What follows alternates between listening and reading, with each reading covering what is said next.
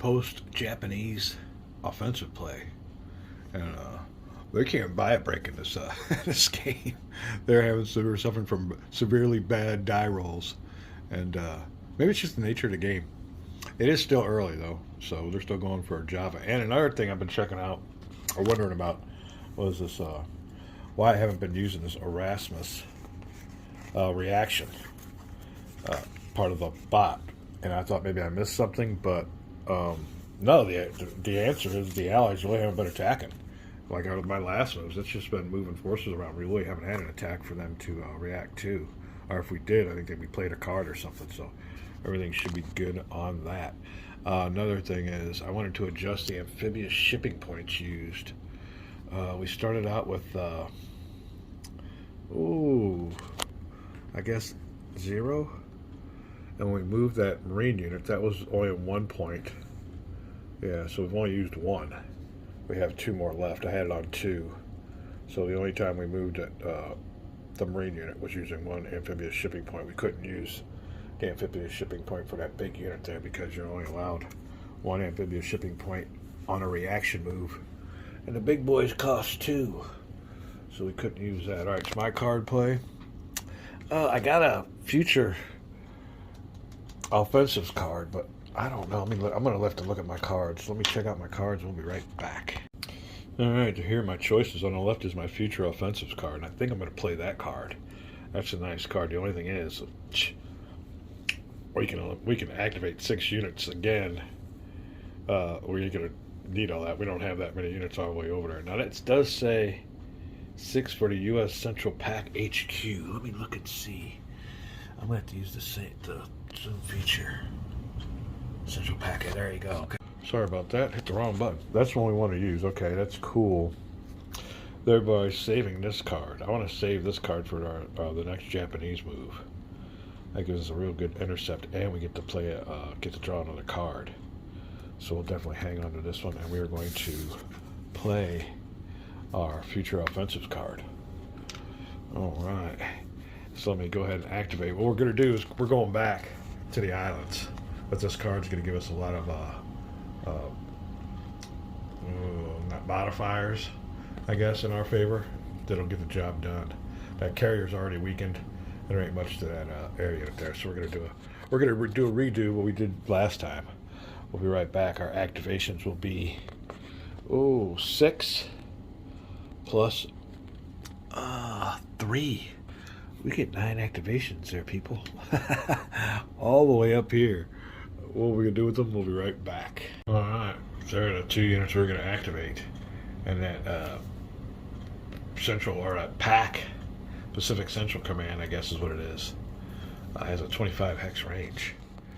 But that can only reach down here. And I was going to move him, but it'd only be a move just to move him. I really kind of need him down there in case anything happens along. What is that, New Guinea? Yeah, New Guinea. What a good guess. Alright, so there you go. All I am going to use is 2 activations, leaving me 7 activations left. Let me activate and get ready to move. Be right back.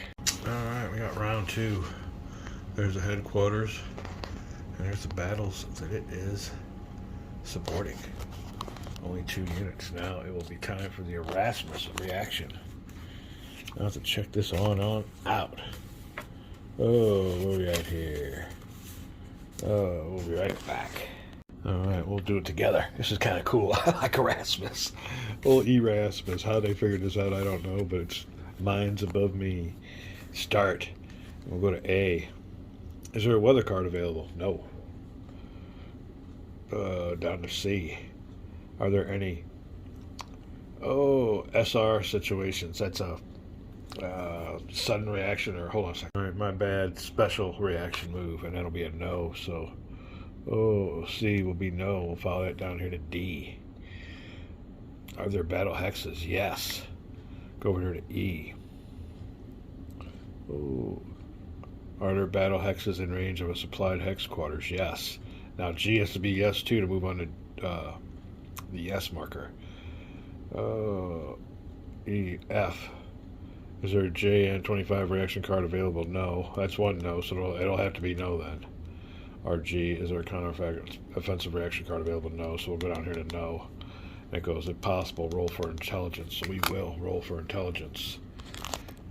We have to get a 5 or less. And I don't believe there will be any die roll modifiers. Let me look here real quick. The intelligence die roll. Oh, come on. Ambush, surprise attack. No. There's not a surprise attack. So there you go. Die roll 5 or less for the Japanese to detect the attack. 9. They don't. Oh, that's pretty good. I mean, I'm telling you, Allies got the luck, don't they? All right, let's see what goes on here. Oh. All right, well, if we failed to react, it's an I or J. Are the Dutch East Indies and defense perimeter objectives met? AOD opening only. Axis of determinations only. I'd say no. KL. Is there a submarine? Nope, there's none of that. So down here, execute the PBM if applicable. Execute PBM. Huh, if applicable. What does that mean?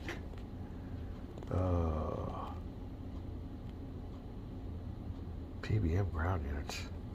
Oh, we'll be right back. Alright, it says to execute post-battle movement if applicable, so we'll see what happens after the battle. That's all they want to do. Nothing else going on. Cannot react. So there you go. We got a freebie coming on up. See if we can get rid of these units and move our units on out. Start building on up. We got a bunch of reinforcements coming next turn, and we're down to our last card. We just played our what is it called? Oh, shoot. Future offensive card. And the thing of it is, you look at our turn 2 reinforcements, they've all been turn 2 reinforcements we just got. All of our ships have been eliminated. All but one. Okay, there's one there, the Indomitable. But all the ones that came in turn 2 have been destroyed.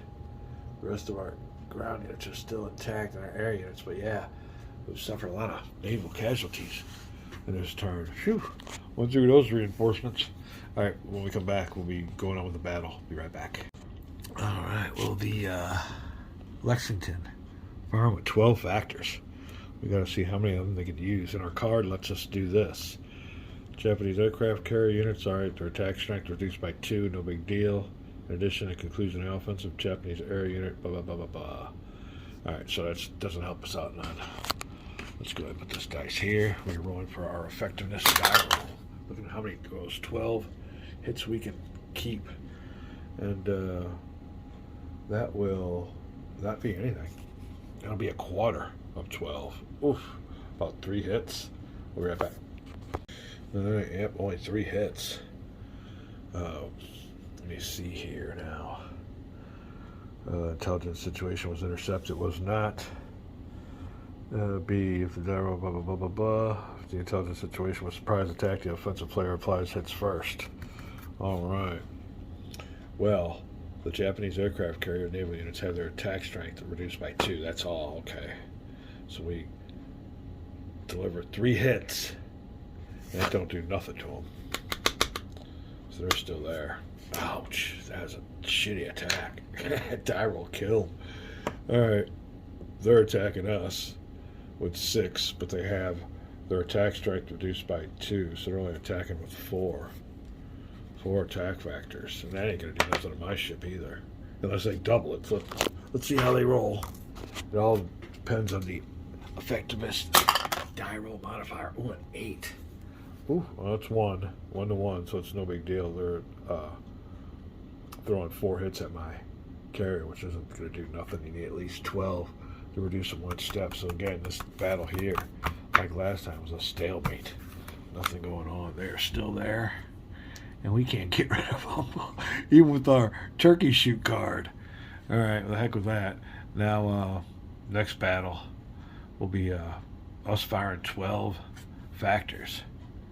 And this one we get to reduce their plane, so hopefully we get to reduce it a bit. All right, 12 factors. How many of those are we going to be able to use? 12 factors from our aircraft carrier. With the 3 bad numbers here. Half, so that's 6. We need at least 10 to reduce him so he could absorb that with no problem. He doesn't do anything with us. He's going to fire back with 10 factors. Need 12. Well, he could double it, so we'll see if he gets a good die roll. Whoa. Japanese die roll for effectiveness. 4. Only half, so you don't do no damage to us, so that's another stalemate. However, our card lets us, in the conclusion of the offense, one active Japanese air unit, our air unit in the battle hex, ally player's choice, loses 1 step. Huh. In addition, at the conclusion of the offensive, one active Japanese air unit, active. Huh. Our air unit battle, whatever. Man, take a step loss. Well, that's an air unit, though. It doesn't say naval unit. All right, well, to make him take a step loss. He has got a step loss, and that is it. Post-battle movement. My carrier's got to go back to Hawaii. Mission unaccomplished. Be back. All right, that's it for my offensive card play. We'll put the card right here in a discard pile. And that was our future offensive cards. We got one more card to play. Now we'll find out what Erasmus wants to do. We'll be right back. Alright, we're getting a little bit of an impasse. Because what it wants me to do is attack this spot here. But Erasmus doesn't know that we don't have any amphibious shipping points or the white units with any naval units. So there's no way to get any ground units down there. What I am thinking about doing, no. And I think this is just something I say to do with the Erasmus bot, if you can find something obvious, is just play this card for its political, for its event.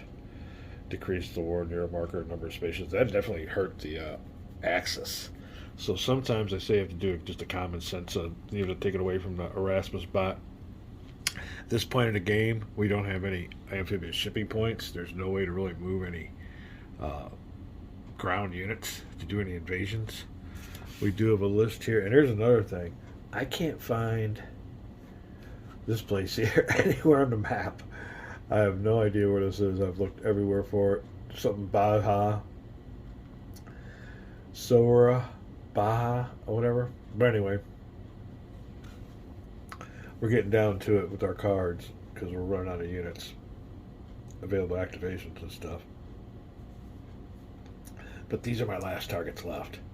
And they all need, none of them are empty, they all need at least ground unit. And we don't have no ground units to take care of them. But anyway, long story short, we're going to play this game, this card for its political, for its event. War in Europe, minor axis victory. Decrease the war in Europe marker a number of spaces equal to the value associated with the year. It's 42, so we're going to move this war in Europe marker 2 spots. 1, 2, down there. And I think that would be appropriate. Use of the card. Like I said, we're kind of at a standstill as far as the Japanese go. So we're going to go ahead and make that. And I don't know if that's the way the game's supposed to go. We went through Erasmus on its reaction. And execute PBM if applicable. Whatever the heck that is. Oh, hold on a second. PBM ground units. 2 hexes. What's PBM? Naval PBM. Oh, let me see what's going on here. Oh, it'll tell you right here. I'm pretty sure. PBM, post-battle movement. Okay, yeah. So in other words, don't do nothing at the end. Just get yourself a post-battle movement if applicable.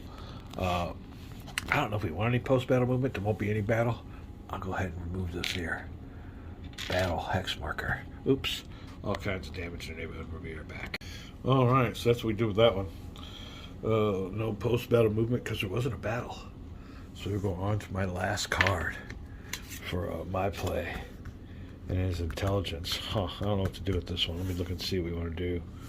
Maybe just launch another attack. Those guys are weak, and I really want to get these islands here. I want to move these guys on up. We'll be right back. All right, we are on turn 4. We've been playing this game since last we checked in.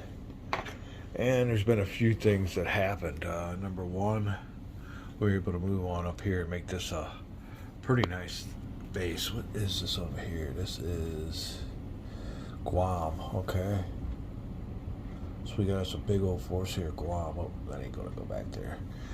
And you can see he beefed up, the Japanese player beefed up here. Now he also brought us in another headquarters unit. We got that as our reinforcements. The reinforcements are coming in for the Allied player hot and heavy.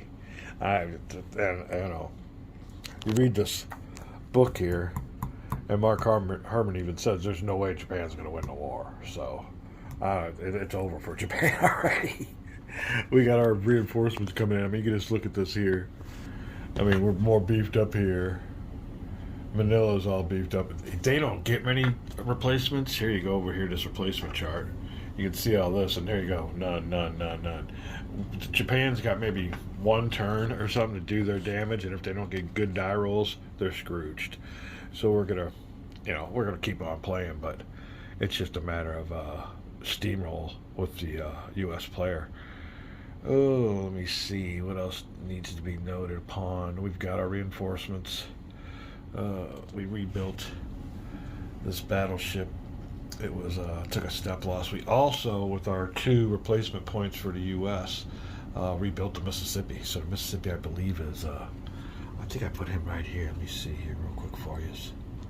Yeah, we rebuilt him and put him there. So a lot of replacements and reinforcements coming on in for the U.S. player. Also, on this game turn 4, we start getting what's called a progress of war requirement. So it gives it a little bit of a challenge, I guess. And Mark Herman even said it's kind of hard to get a game going when you know one side doesn't even really stand a chance. But these progress of war, we have to have 4 hexes that we have to take over, and those hexes have to be Japanese hexes. Anyone has to be, I think, one of these hexes with a block for sure.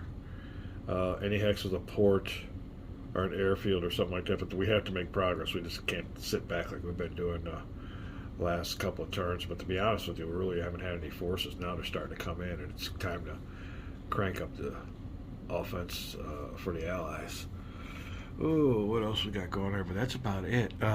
Japanese units were out of supply right here, and had to take a step loss in the attrition. Now, if they're already reduced, they can't be eliminated. He can trace the supply to this headquarters up here for last, I guess, desperate measures. But right now they're out of supply, and everybody down there had to be reduced. Yeah, we need to get. We got a bunch of unneutralized zones of influence down here when it came time to trace the supply line, and that's just going to get worse for the Japanese. We're using the bot, and I guess the bot is pretty good. There's a few things I would have did different. Oh, and towards the end of the game, on last turn 3, I went ahead and used those cards as political cards, and it did lower the what was this? A war in Europe. It lowered something for the Allied player, so it definitely was a card that had an impact. It was an event card. I can show you the card right now. Here it is. Reduce political will by 1. Remove from play. So, ooh, you know what? We didn't do that. Okay, here you go. Remove from play. Minor access victory. Did we use this card? Increase in Europe marker. Yeah, I think we did play this card too. They're supposed to be removed from play if removed from as played for event. So we did both of those as events. We had to get rid of them. Oh, good thing I seen that. All right. Well, here's our record check. Now we're just now getting ready to pick cards. We haven't drawn any cards yet. The U.S. Allied player gets 7 card draws, and we had a successful, I guess, torpedo run or something to knock their card draw down to 6. You can see their shipping points are there. They got 5 reserves. Progress of war. He gets 1 pass. I don't think we get any passes anymore. At least the game says we don't. So that is it. We're getting ready to deal cards. State of the game. Like I said, a Japanese player has turn 1, maybe turn 2. I think that they handcuffed the U.S. player, and maybe historically that's what they did. They went for Pearl Harbor. Really failed on their die roll in there. I mean, they hit a bunch of battleships, but the carriers weren't there, so they had a chance for it over here. They did have a couple battles for Singapore and Manila, but they just had bad die rolls, and that was it. After that, it was over. So we'll see what the card draws tell us. There's still some good events, I guess, that can help the Japanese player, but like I said, it's pretty much a steamroll for the Allies coming on up.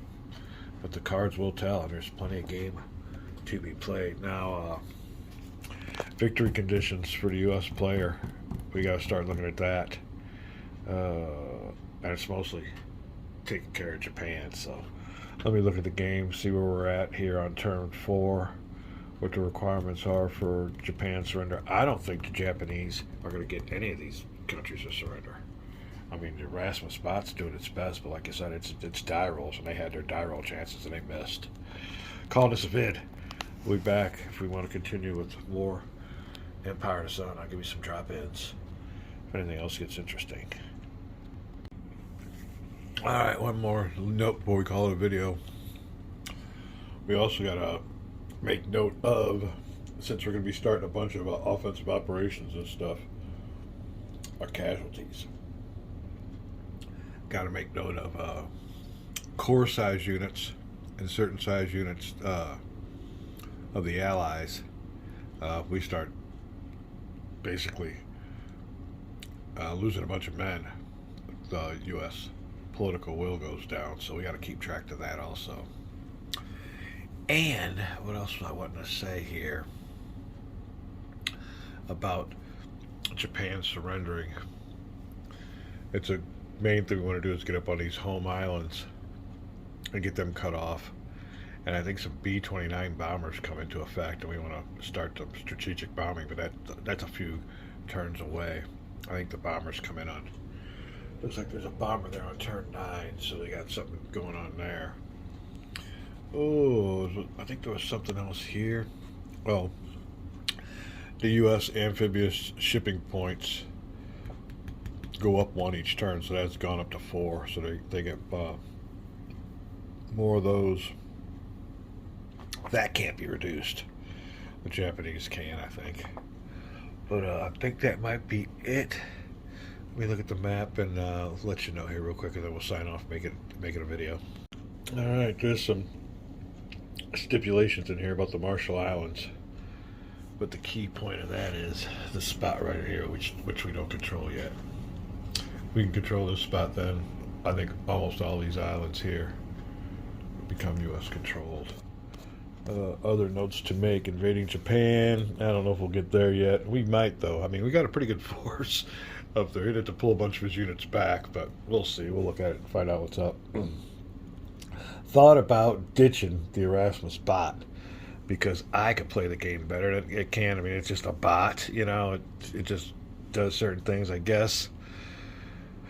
If you're the type of player, I mean, when I play the game, I'm not interested in who wins. I mean, I like to win and be on my side, but I'm more curious as to playing the mechanics as the best as I can on each side and see what the outcome is. That's what I'm more curious about. I think we'll stick with the bot, though, since we started with it. We don't need to throw it away yet.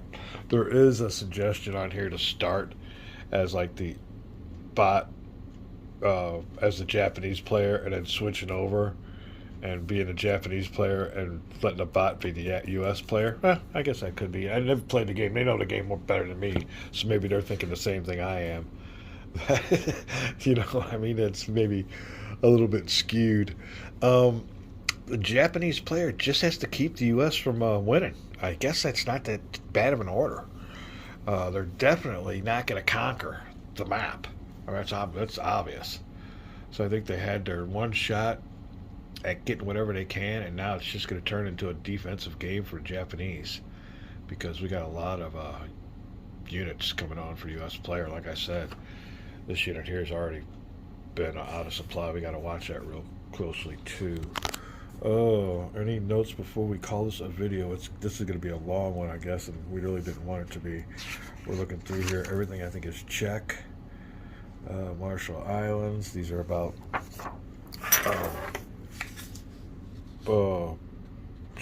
surrender criterias.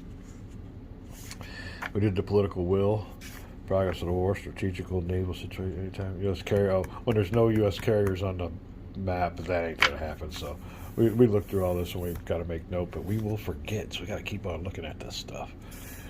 Allied victory. All right, we're ready to pick some cards here, I think, and proceed with the game. Just checking things out. The game changes as you go along. All right, and like I said, we